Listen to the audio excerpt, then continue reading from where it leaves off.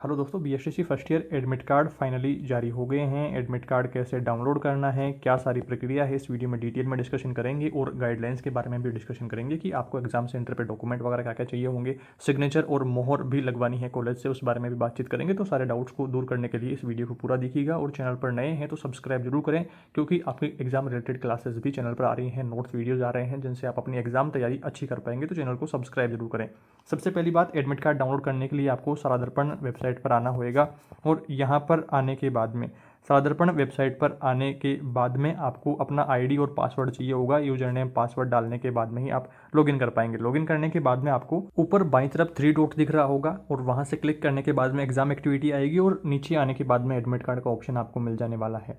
Admit card में सबसे ऊपर क्या लिखा रहेगा, प्रोविजनल परमिशन लेटर कम एडमिशन कार्ड डीएलएड प्रथम वर्ष परीक्षा 2024 यहाँ पर लिखा हुआ आएगा। यहाँ पर आपकी सारी डिटेल्स आएंगी जो कि यहाँ पर आप देख लीजिएगा, अपने नाम वगैरह डिटेल यहाँ पर चेक कर लीजिएगा। कोई भी मिसप्रिंट अगर आपको मिलती है, कहीं पर मिस्टेक मिलती है, तो उसके लिए कॉलेज से संपर्क करके उसको करेक्शन करवाना है, क्योंकि यही सेम डिटेल जो आपने यहाँ पर आएगी वही सारी जो डिटेल्स है वो आपको मार्कशीट में भी देखने को मिलेगी। तो कोई अगर मिस्टेक रहती है तो उसको आप करेक्शन जरूर करवा लीजिएगा कॉलेज से संपर्क करके।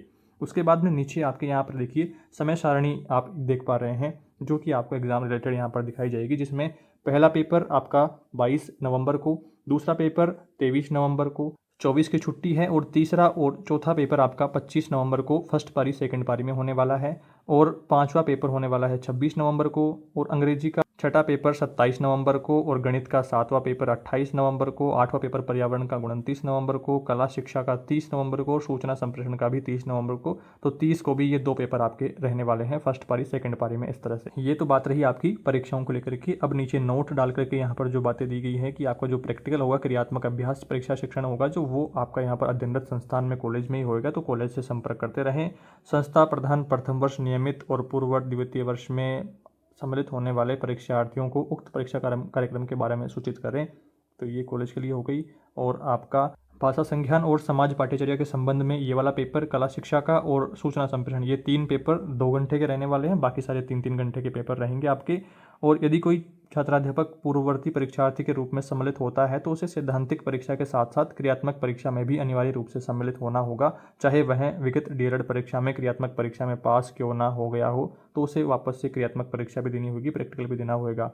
दिनांक 25 और 30 को 2 पारियों में परीक्षाएं आयोजित होएगी, परीक्षार्थी इसका विशेष ध्यान रखें। तो ये भी बात आपको ध्यान रखनी है कि कहीं एक ही पे एग्जाम देकर के आप वापस से घर पे आ जाएं, तो आपकी दूसरी एग्जाम भी 2 एग्जाम रहने वाली है, 25 को और 30 को 2-2 एग्जाम रहेगी। तो ये बात आपको हो गई है। निर्देशों को लेकर के यहाँ पर गाइडलाइन भी दी गई है कि संबंधित छात्राध्यापक अपने प्रवेश पत्र में अंकित सभी प्रविष्टियां, जैसे कि मैंने आपको बताया कि आपकी जो श्रेणी है, जो आपका नाम, डीओबी वगैरह सारी चीज़ें चेक कर लें। यदि कोई विसंगति, कोई मिसप्रिंट आता है, मिस्टेक आती है, तो अध्ययनरत संस्थान से संपर्क करके सही आपको करवा लेना है, उसी के अनुसार परीक्षा में शामिल होना है।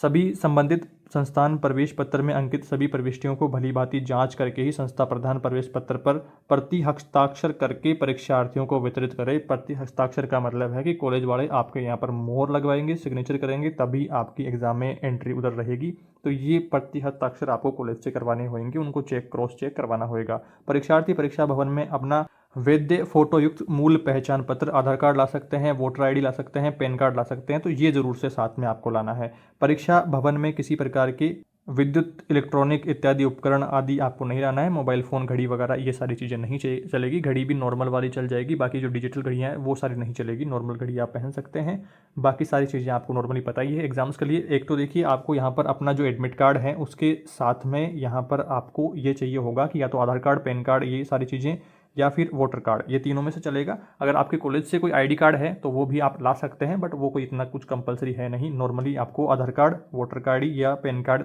नॉर्मली आप वैकेंसी एग्जाम्स देते हैं उस तरह से आपको साथ में लाना होएगा। और बाकी ड्रेस, ऐसा कुछ कोड है नहीं, क्योंकि आप ये देखिए कि ड्रेस के लिए काफ़ी सारी कॉलेज ऐसी हैं जिनमें बच्चे डोनेशन से हैं, तो फिर वो तो ड्रेस है नहीं उनके पास, तो फिर वो क्या होगा उनका। तो ड्रेस ऐसा कोई पाबंदी है नहीं, ड्रेस आप कोई सी भी पहन सकते हैं। ड्रेस को लेकर के काफ़ी सारे डाउट रहेंगे, मुझे पता है, तो ड्रेस को लेकर के कोई भी टेंशन नहीं है। बाकी सारी चीज़ें ये मैंने आपको बता दी है कि आपको एडमिट कार्ड और उसके साथ में आपको यहाँ पर वोटर आईडी या फिर आधार कार्ड या अपना जो लाइसेंस है, पैन कार्ड है, वो आप ले सकते हैं।